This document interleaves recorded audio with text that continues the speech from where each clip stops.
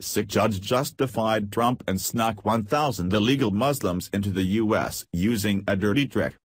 And here we go again. Another stupid-looking left-wing liberal activist judge wearing a body is playing around with the security of the American people. Judge Mark Goldsmith just blocked the deportation of 1,000 Iraqi illegals on the grounds that to send them back puts them at risk of being persecuted or killed. The judge's stay gives these illegals a chance to appeal their deportation and remain in the U.S. for years to come. In that time they will most likely procreate and then we will never get rid of them. Goldsmith justified his actions by saying that each petitioner faces the risk of torture and death as a reason to grant them residency in America. He also added that many will also face persecution as a result of a particular religious affiliation.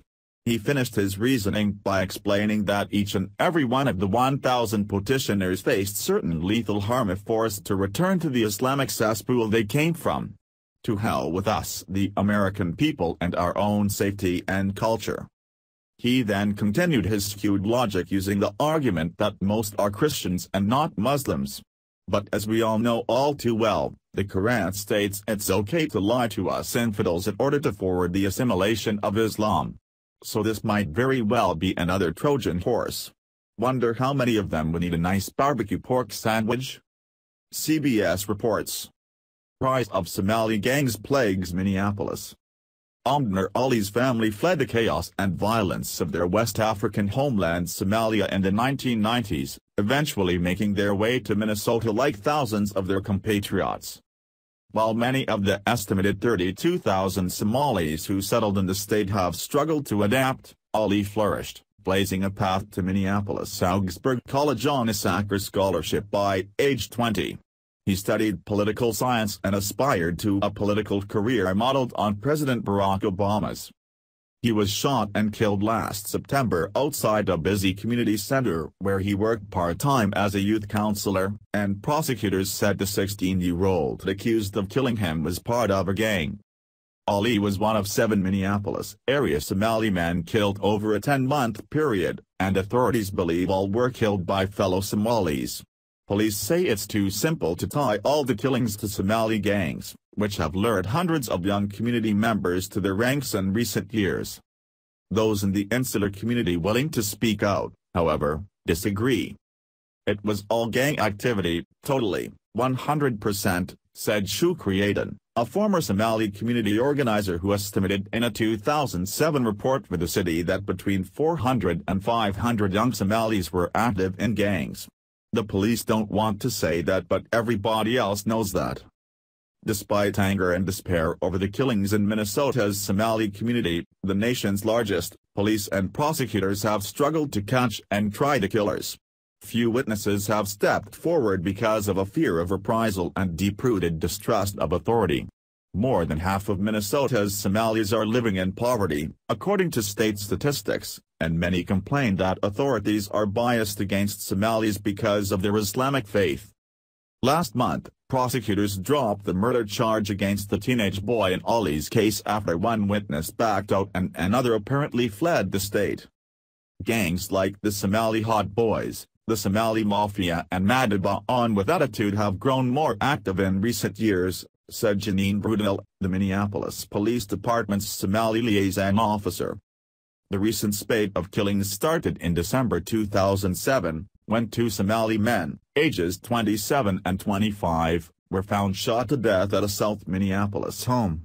No arrests have been made in that case.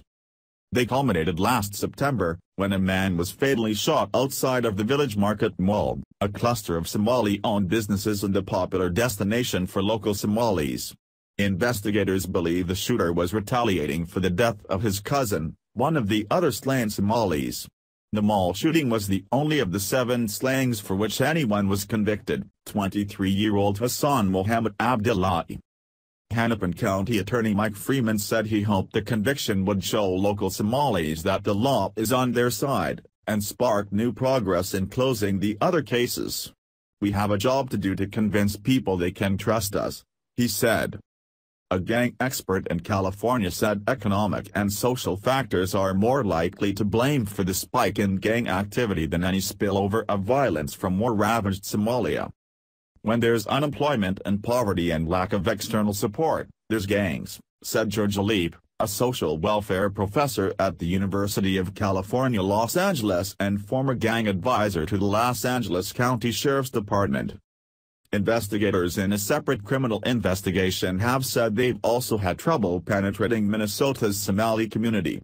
The FBI is looking into the disappearance in recent years of up to 20 young Somali men, mostly from Minneapolis, believed to have been recruited into Islamist terror groups back in Somalia.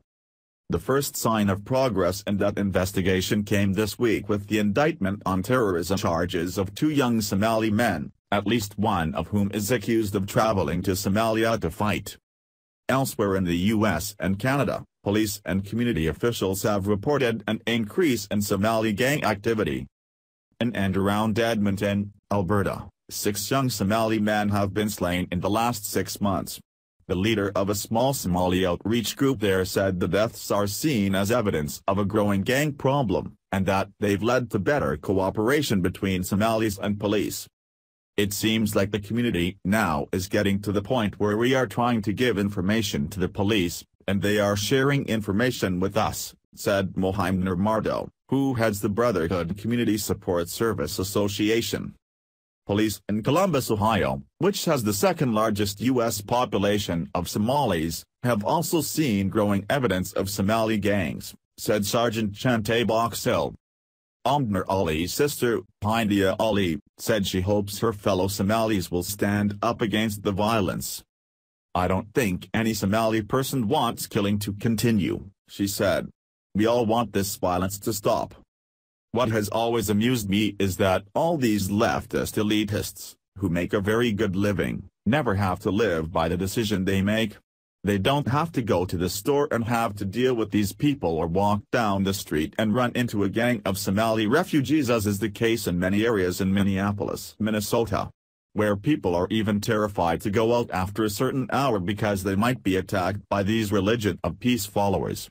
Maybe if they had to live with these people for even one day, their good intentions would change." Please share if you agree activist judges need to be removed from their posts. Thanks for watching. Please subscribe Breaking News 365 channel. Goodbye and see you again.